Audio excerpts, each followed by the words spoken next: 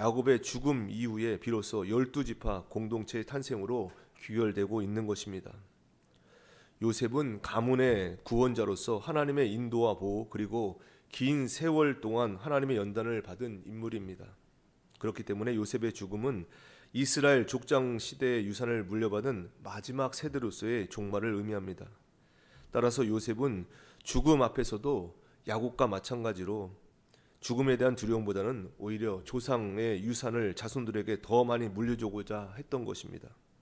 오늘 본문 말씀을 통해서 하나님의 구속과 구속의 회복, 그 스케줄은 어떻게 되는지 우리에게 주신 영적인 교훈을 얻고 기도의 제목을 삼고자 합니다.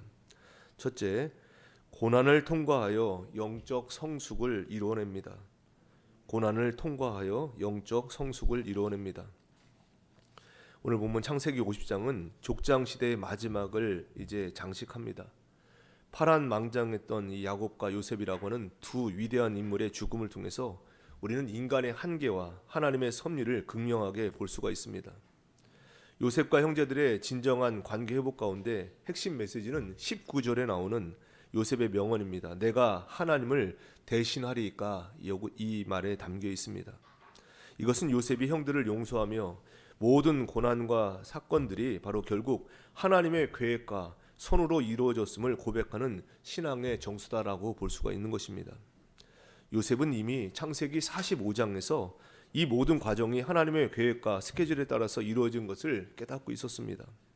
자신의 삶에서 겪는 모든 희노애락이 단순히 우연이 아니라 하나님의 계획하신 구속과 회복의 여정 속에 있다는 것을 깨닫고 고통 속에서도 소망을 붙드는 신앙적인 성숙을 우리에게 보여주고 있는 것입니다.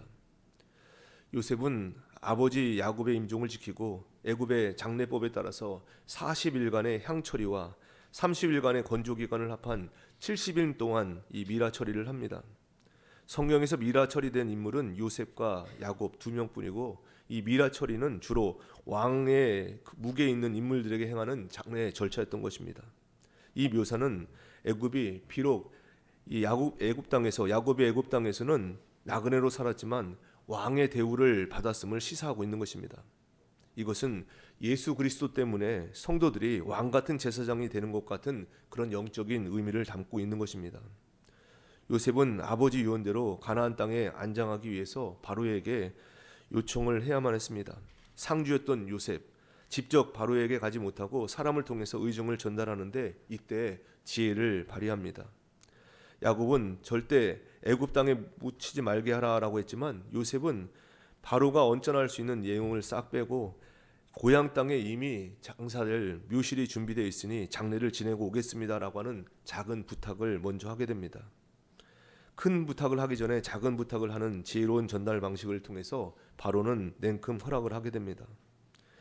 야곱은 죽어서야 이 애굽을 떠나 가나안을 향해서 안장되게 됩니다. 이 장례 과정에서 올라간다라고 하는 표현이 반복적으로 등장하고 있는데 이것은 지리적인 의미를 넘어서 전통적인 출애굽을 신학적으로 암시하는 것입니다. 요셉과 야곱의 죽음을 통해서 애굽을 떠나는 이 장례 행렬, 400년 뒤에 이스라엘 백성들이 애굽의 보화를 가지고 출애굽하는 장면과 정확하게 오버랩되는 이 출애굽의 작은 모판이다라고 볼 수 있습니다. 하나님은 갑자기 일하지 않으시고 우리 인생 곳곳에 구속이라든지 회복의 역사에 대해서 암시를 심어 놓으신 것입니다. 하나님은 죽음을 앞두고 요셉에게 축복하며 이제 야곱은 죽음을 앞두고 요셉에게 축복하며 자신의 복이 손조들 그러니까 아브라함과 이삭의 복보다 훨씬 낫다라고 강조를 합니다. 이것은 과거 물질적인 복만 추구하던 그가 이제 험악한 세월을 보내고 나서 복의 정의에 대해서 다시 새롭게 깨달았던 것입니다. 야곱이 깨달은 진정한 복은 하나님이 함께 하시는 것, 그것이 바로 복이다라고 하는 확신이 그의 말에 담겨 있는 것입니다. 야곱은 자신이 잘못될 때마다 하나님이 가만두지 않으시고 꾸짖으셨던 것이 바로 은혜였다라고 하는 것을 깨닫고 있는 것입니다. 야곱은 이렇게 고난을 통해서 하나님을 깊이 알게 된 것입니다. 진정한 성숙은 복의 정의가 달라지는 것, 하나님이 함께 하시는 것이 복이다라고 하는 것을 깨닫는 것이 바로 진정한 성숙입니다. 야곱은 이 성숙을 통해서 애굽에서의 삶을 끝내고 이제 약속의 땅으로 들어갈 준비를 마치게 된 것입니다. 시편 73편 28절입니다. 하나님께 가까이함이 내게 복이라. 내가 주 여호와를 나의 피난처로 삼아 주의 모든 것으로 하나님의 놀라운 것을 전파하리라 라고 말씀합니다. 하나님께 가까이함이 우리에게 복입니다. 오늘도 하나님을 가까이하는 자로서의 삶을 살아가셔서 오늘 영적인 성장을 이룰 수 있는 이 한날 되기를 간절히 원합니다. 둘째, 용서가 관계 회복으로 완성됩니다. 용서가 관계 회복으로 완성됩니다. 야곱이 죽자 형제들은 이제 요셉이 혹시나 자신들이 지은 과거의 악을 갚지는 않을까 두려워하게 됩니다. 그래서 요셉에게 직접 가서 묻지 못하고 사람을 통해서 용서를 구합니다. 이에 요셉은 19절에 내가 하나님을 대신하리까라고 하는 명언을 남깁니다. 이 고백은 요셉이 이미 창세기 45장에서 이 모든 과정이 하나님의 계획과 스케줄을 따라 이루어진 것을 깨달았기 때문에 드러나는 내용입니다. 형들이 자신을 해하려고 한 것이 아니라 환난의 때에 생명을 구원하기 위해서 하나님은 형들의 분노를 이용해서 자신을 먼저 애굽에 보냈다라고 하는 것이 지금 요셉의 고백이 되는 것입니다.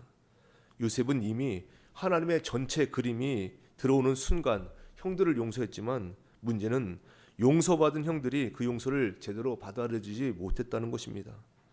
진정한 용서는 용서하는 사람이 용서하는 것뿐만 아니라 용서받는 사람이 그 용서를 받아들여야 되는 것입니다. 그래야만 완성됩니다.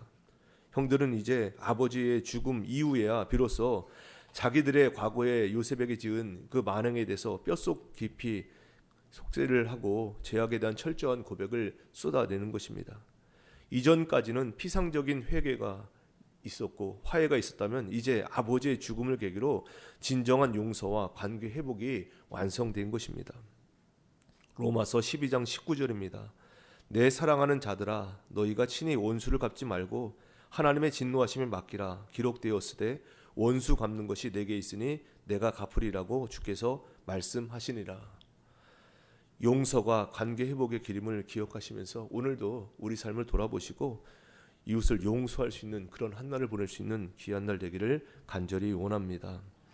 끝으로 하나님은 악을 선으로 바꾸십니다. 하나님은 악을 선으로 바꾸십니다. 오늘 본문 20절을 보시면 요셉은 형들에게 다시 한번 확신을 주면서 최종 결론을 선언합니다.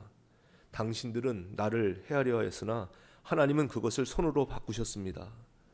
여기 선이라고 하는 것, 토부라고 하는 말은 단순한 행운이 아니라 하나님의 의지다라고 하는 말로서 번역이 될 수 있습니다. 그러니까 궁극적인 하나님의 계획이다라고 하는 그런 뜻입니다.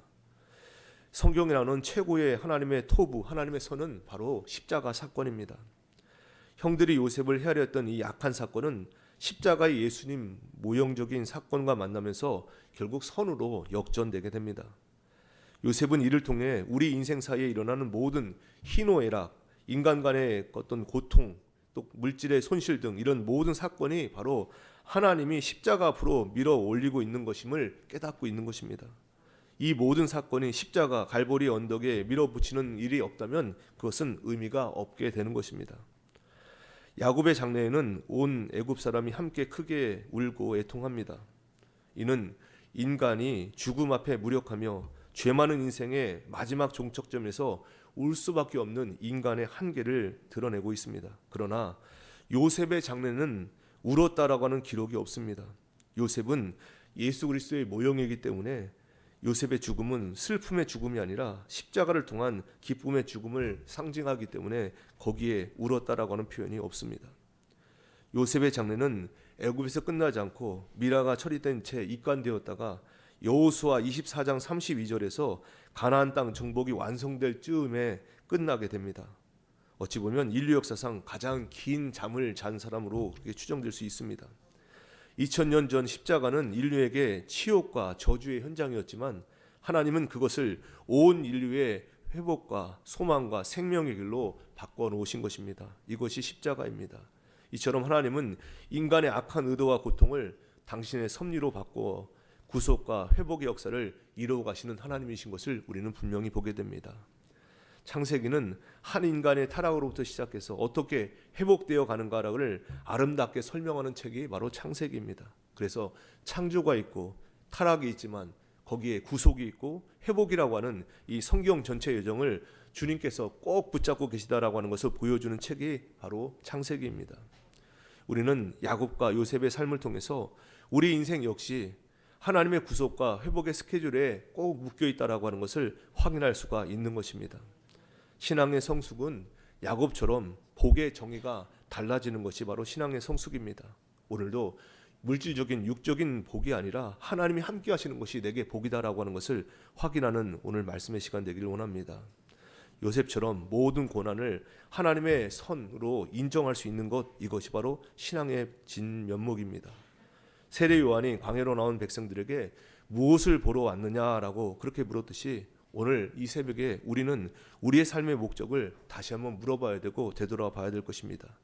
새해 하나님께서 주신 각오들로 절실히 주님 더 깊이 만나고 신앙의 어떤 성실한 진보가 있기를 그렇게 기대할 수 있는 우리의 모습이 되기를 간절히 원합니다. 오늘 이 새벽에 가지고 나오신 이 새해의 꿈과 소망이 바로 하나님의 꿈이 되는 그런 놀라운 역사가 있기를 간절히 원합니다.